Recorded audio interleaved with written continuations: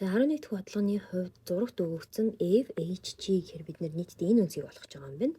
За тэгээд энэчнээсээ харах юм бол энэ хэсгийн үнцэг бол дэлгэмэл үнцэг ёсоор 180-аас асуул гарч ирнэ. 180-аас асах нь 72 гэх юм бол 8 108 градус гарч ирж байна. Цэнхрээр тэмдэглэсэн хэсэг маань.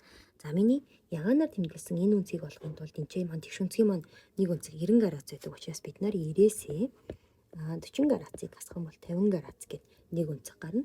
Тэгэхээр одоо энд өгөгдснөөр миний энд тодруулж байгаа энэ хэсгийн маань гурвалж үүснэ гэсэн үг тийм ээ. Тэр гурвалжны дотоод онцгуудын нийлбэр өөрөө 180 градус байдаг учраас бид нар тэр ягаан цэнхэр хоёр үнцгийнхөө нийлбэрийг 158-ыг 180 градусаас асчих юм бол бидний гол олох гээд байгаа зорилго өнцгөө олж байна гэсэн. Ингээ 22 градус бол B гарч ирж байна. За 12 дахь бодлогын хувьд бол 1-р модны өндөр нь бол Y метр. 2-р модын өндөр нь түүнээс 2 дахин их. 3-р мод нь 2-р модоос 5 м урт. За тэгэхээр эдгээр өгөгдсөн өгөгдлүүдийг ашиглаад нэг илэрхийлээ үзье дээ. Тэгэхээр 1-р мод бол Y-ээр урттай. 2-р мод бол яасан бэ гэхээр түүнээс 2 дахин өндөр гэж байна. 2 дахин гэх бид нар 2-оор үржүүлж өгдөг тийм ээ. За тэгэхээр 3-р мод бол 2-р модны өндрөөс гэж.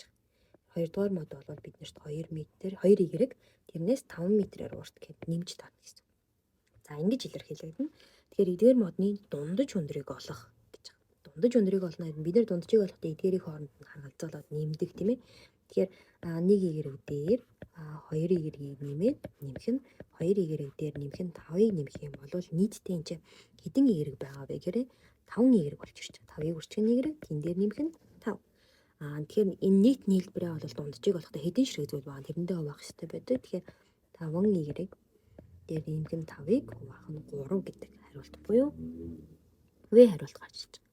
За энэ дээр бол бас ингэж байгаа тийм 5-ыг үржих нь Y гэдэг болов шууд 5 Y гэдэг ижилхэн ойлголтоо гэдгийг анхаарах хэрэгтэй гэсэн үг.